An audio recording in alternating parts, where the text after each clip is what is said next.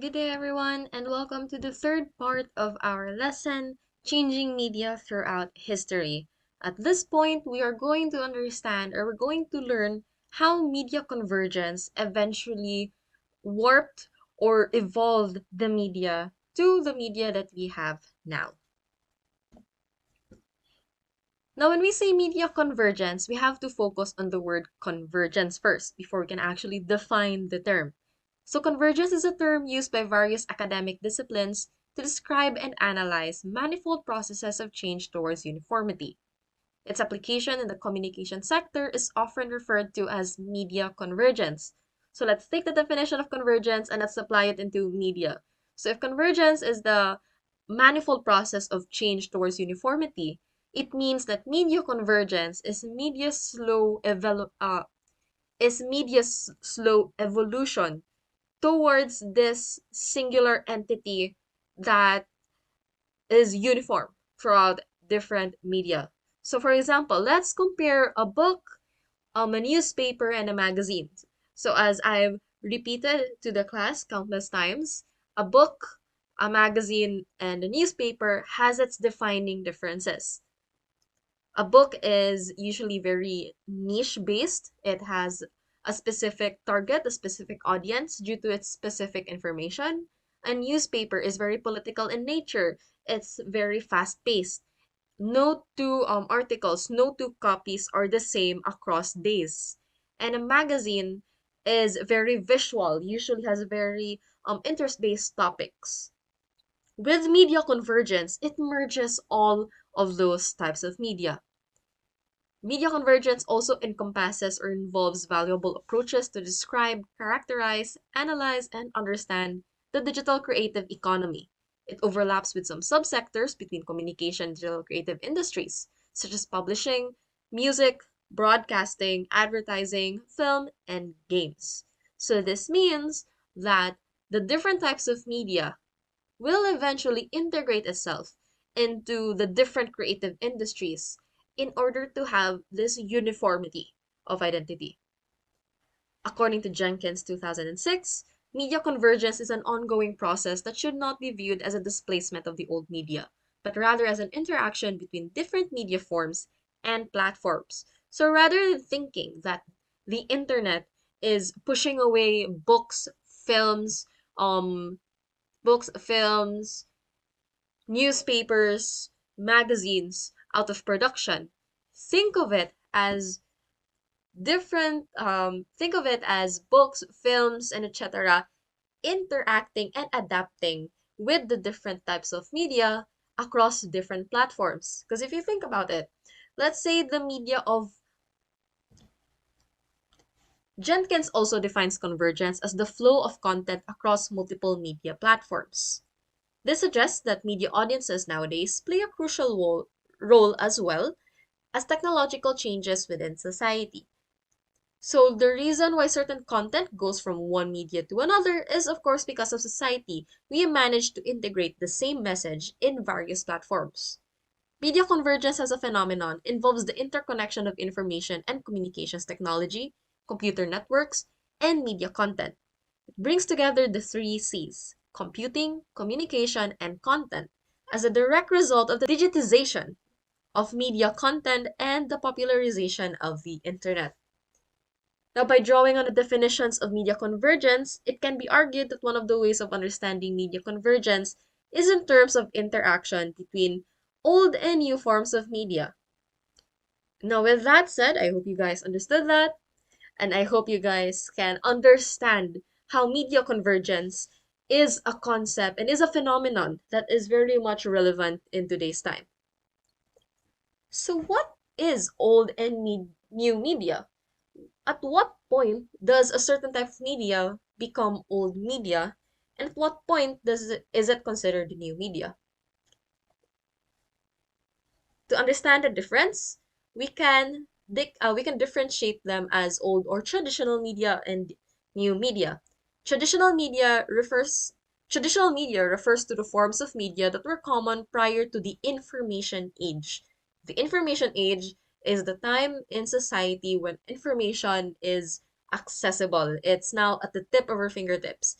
Back then, if you wanted to learn if you wanted to learn about a certain topic, you had to actively look out for sources in various areas. Now, it's there at the tip of our fingertips. It's on our cell phones, on our laptops. It's in various devices. It's along the internet. Old media is, for most part, mass media because it makes use of the one-way technologies and is not interactive. For example, television, radio, direct mail, billboards and signages, and etc., etc. If it is not interactive, if it's just a one-way process wherein it's a certain message delivered and it's not expecting any feedback or at least any direct feedback, then it's traditional media. On the other hand, new media refers to the forms of media found in the current digital age. Usually, these are the types of media that are digitized. Those digital media that are interactive incorporate two-way communication and involve some form of computing. So if you interact with this media and it reacts or it has unexpected feedback, then it's new media. So an example is search engine optimization, pay-per-click advertising, content marketing, social media, and email. Now let's consider um, if new media is defined as something that immediately has feedback that incorporates two-way communication, then why is door-to-door considered traditional media? Now there are three areas where traditional and new media eventually converge, and these are the technological convergence, economic convergence, and content convergence. So let's start with the first one, technological convergence. The term technological convergence is often defined in a very generalized and simplified term as a process by which new media powered by information technology and the traditional media that originally operated largely independent from one another are now growing together.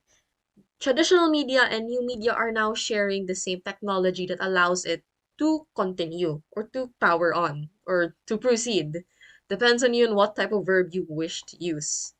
The technical side of this convergence refers to the ability of any infrastructure to transport any type of data, while the functional side of this convergence means that the consumers may be able to integrate in a seamless way the functions of computation, entertainment, and voice in a unique device able to execute a multiplicity of tasks. With the World Wide Web, smartphones, tablet computers, and etc., people are now able to access media content that was once tied to traditional communications media, which are newspapers, magazines, radio, and etc. Back then, newspapers were very much limited within the area because news or information about, let's say, the next town over probably doesn't affect people in this city or in this town. But through technological convergence, even if it's not relevant for those in the other city, they can access the traditional communications media now with the use of technology. Since a diverse array of content is now being accessed through the same devices, media organizations now develop cross-media content. So let's take, for example, the news organizations. They're no longer limited to print and audiovisual content. So such as newspapers, hindi na lang sila printed out. They are not only the physical printed out papers that you see distributed um, around the country, but they also have online material or online equivalents.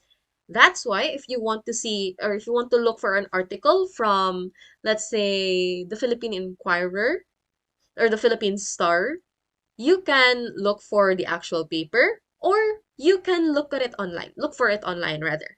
The advantage of cross-media content is that it allows people to access the media according to according to what benefits them or what is more accessible for them. So if they are just a local, if they are maybe nearby the or they live within the scope of the usual area of distribution, or maybe they live near areas where the papers are sold, then it's very convenient for them to just buy the paper. But if people want to read the paper and it's not distributed within their area, then they can access it online. Now, as of March 2019, 47% of the surveyed respondents in the Philippines from elementary stated that they seldom read the news from Facebook. So let's look at the graph under seldom. We do see a huge chunk of the color, so it means that some elementary, some high school, some college, and the college graduates mostly answered seldom, with most of the respondents belonging to the some elementary group. In contrast, only 3% form the high school and college level, stating that they have never used an application for reading the news. So it's in this case, you can say that they are really using whatever means that they can in order to read the news. It's just that it's not as frequently. So maybe that's a different issue altogether, but we're focusing on the technological aspect here. So that's technological convergence, the physical limitation. Now let's look at the economic convergence. Now this occurs when a company controls several products or services. Economic convergence occurs when a company controls several products or services within the same industry. So for example, a single company may have interests across many types of media. So for example, Rupert Murdoch's News Corporation is involved with book publishing in the name of HarperCollins, in newspapers through the New York Post and the Wall Street Journal, sports through the Colorado Rockies, broadcast television through Fox, cable television through FX and National Geographic Channel, film through 20th Century Fox, internet through MySpace, and many other media. When we say economic convergence, it's about who presents or who delivers certain products to people and who gains from it. The economic convergence of things is a product of three elements. First is the digitization, second is the corporate concentration, and third is the government deregularization.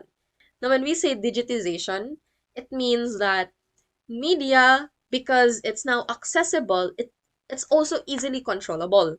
And its status as a digitized form of information allows these things to happen. Because, well, the digitization of things makes it easier to produce, to reproduce, and to distribute various types of contents. They don't have to focus on different industries, they don't have to focus on different companies. They can focus on the digital aspect of things, and it can keep the ball rolling for their economy, or at least for their business.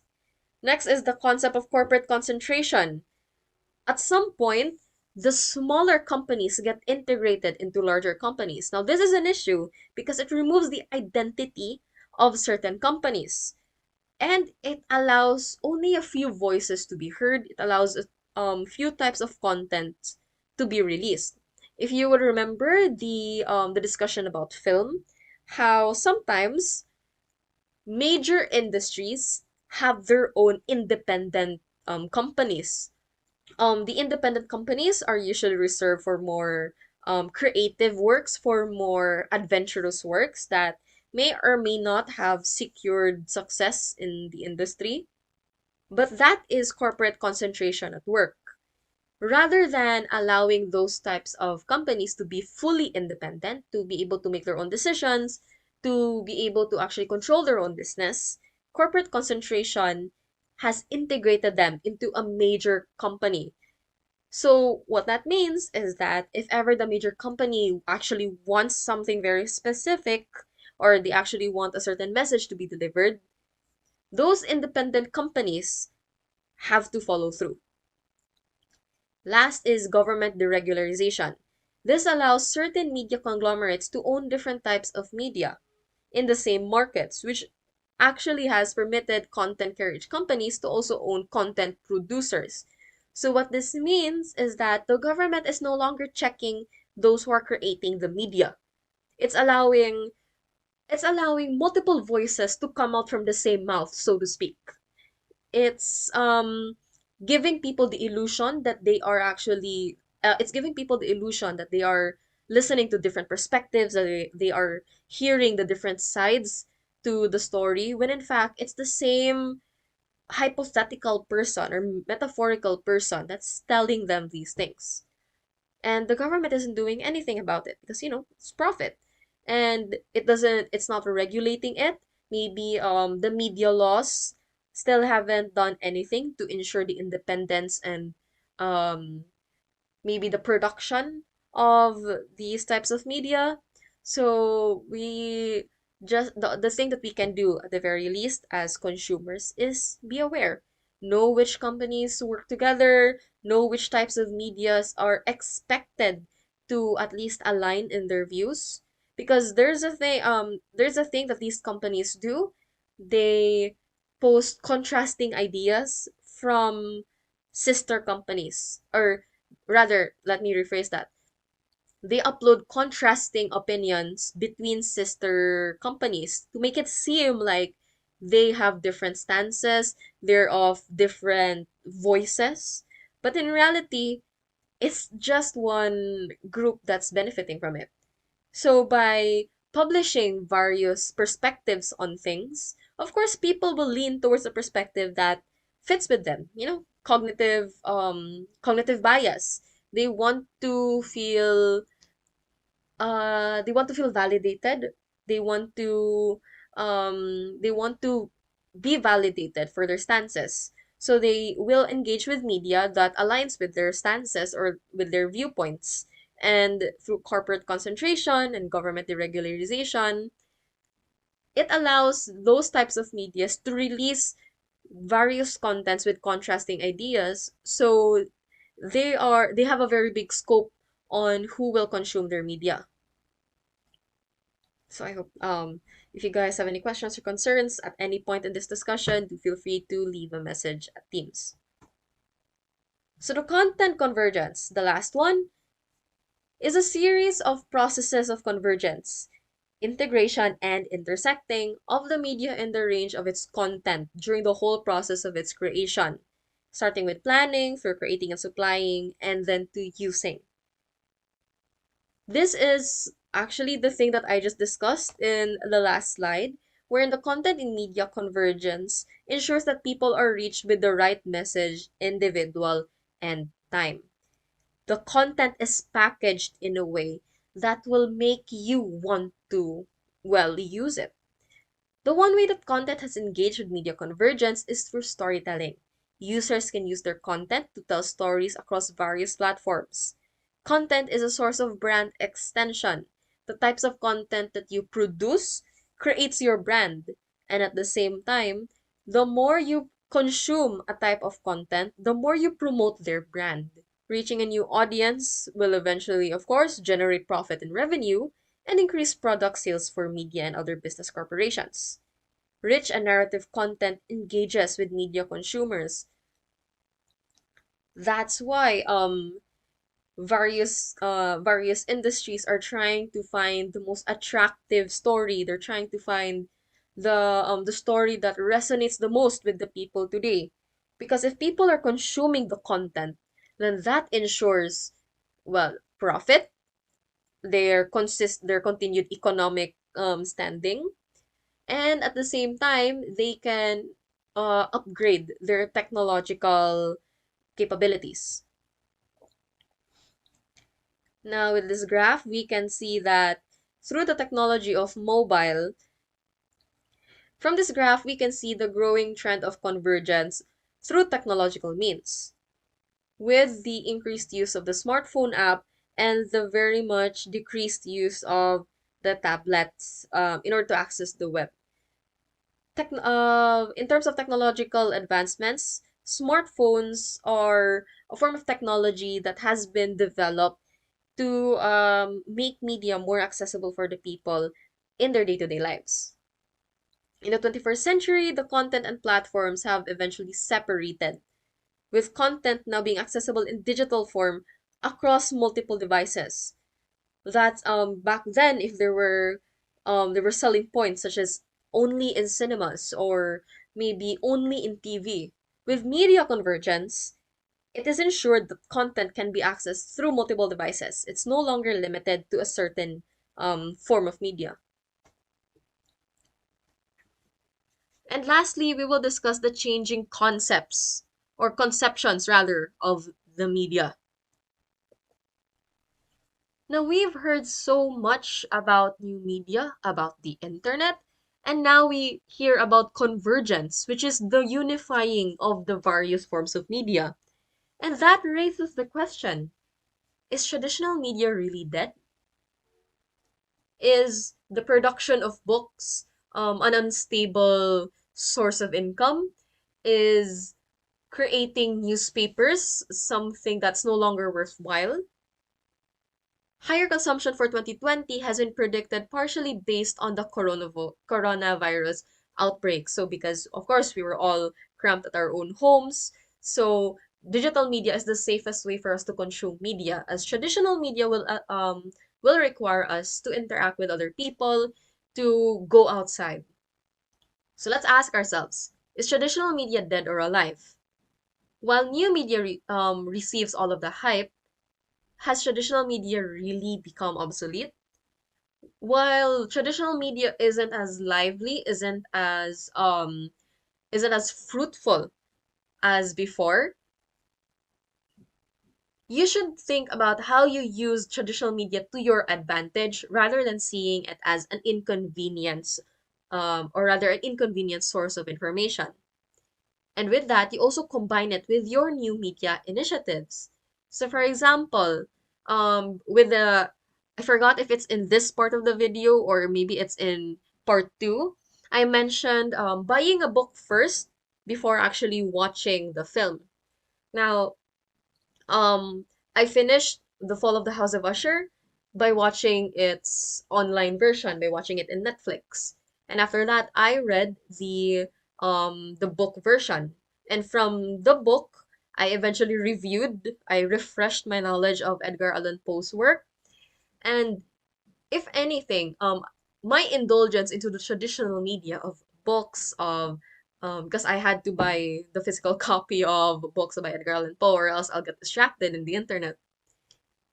By using the traditional media to supplement my consumption of the new media, I improved my experience. I fell in love again with poetry. I fell in love again with the short stories that were reviewed to me back in high school and in senior high. And at the same time, I also managed to entertain myself. I found a new fixation which lasted for like a week or two, and it was really enough for me to, keep going, make life interesting. So try to integrate that type of practice into your lives. If ever you're interested in a certain type of media, try to see if there are traditional medias that are also discussing this type of content. Because for sure, they are going to say something that has not been presented in your new media or in the new media equivalent of your topic. So this graph actually shows the statistics on the usage of traditional media.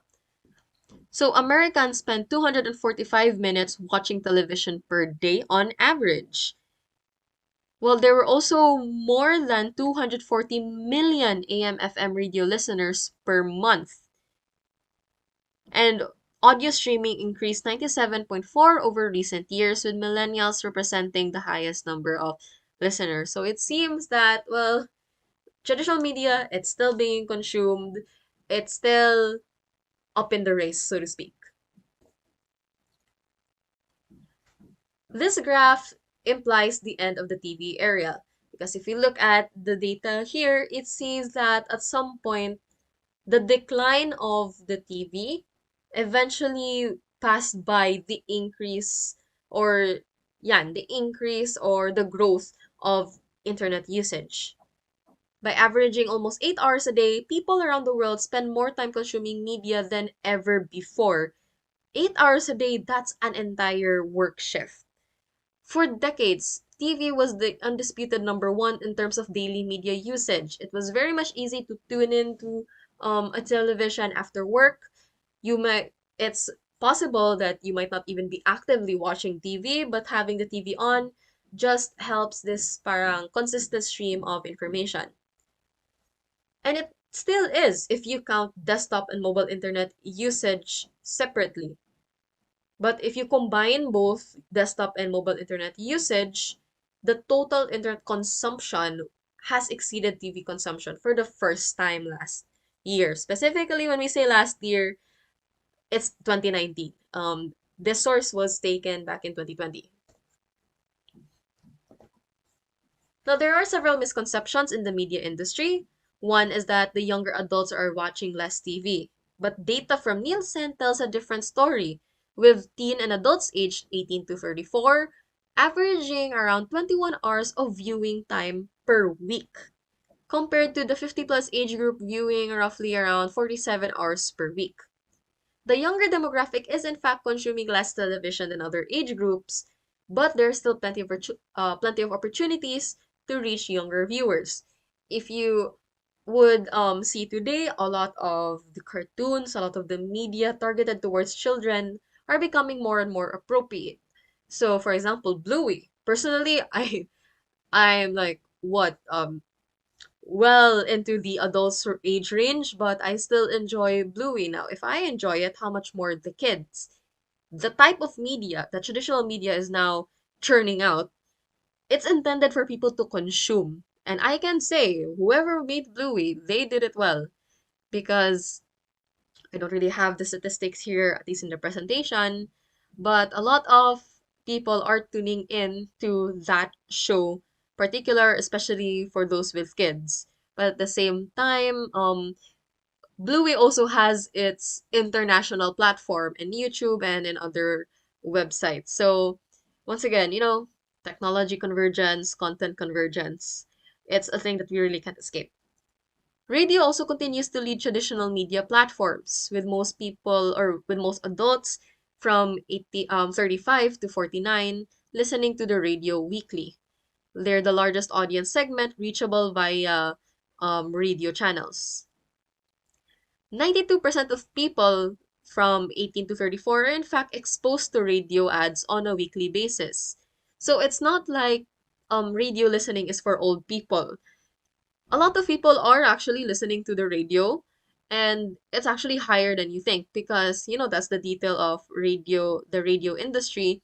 It's very mobile, you can bring it anywhere, and you can treat it like a podcast. I mean, that is the idea of podcasts.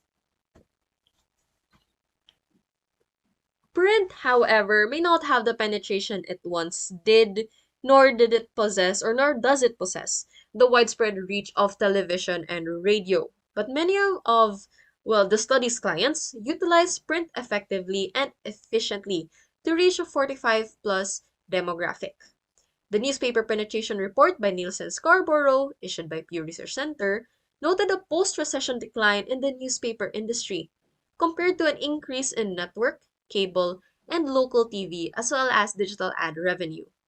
While just 17% of those aged 18 to 34 read one newspaper weekly, 52% of adults over 65 did, proving age is actually a major factor when it comes to the reach of print media.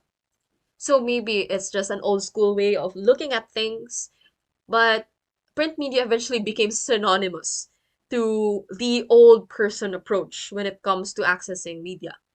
It may be because of the digitalization of things. People prefer the electronic aspect of media, and the more traditional print media is usually pushed to the side.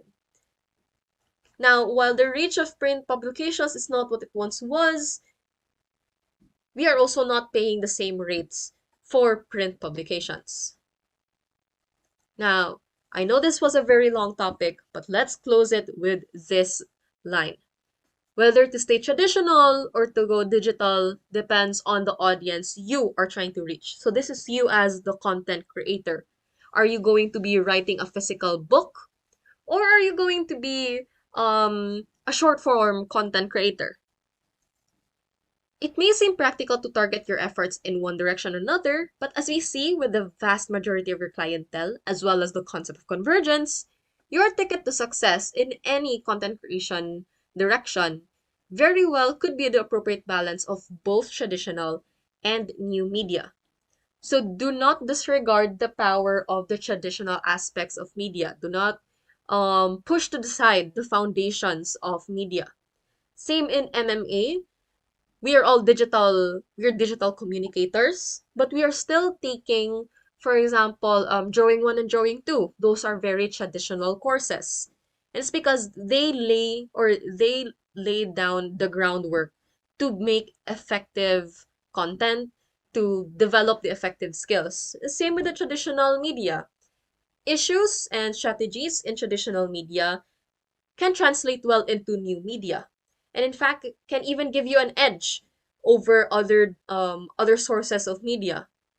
So be critical, take the time to analyze not only your consumption processes or your consumption behaviors, but also your production behaviors. How are you making media? How are you presenting yourself to the world? And that is the last slide for our very long topic, the media in the 21st century. And I do hope everyone understood the lesson. I know it was very overwhelming, but this concludes our lessons in Module 2. There is a Module 2 summary presentation in in the module 2 page in our Blackboard. So do take the time to check it out and use it to review the exam or to review for the exam. And thank you everyone for whoever is listening to this video. Good luck with the module 2 exams, and I'll see you guys soon. Goodbye.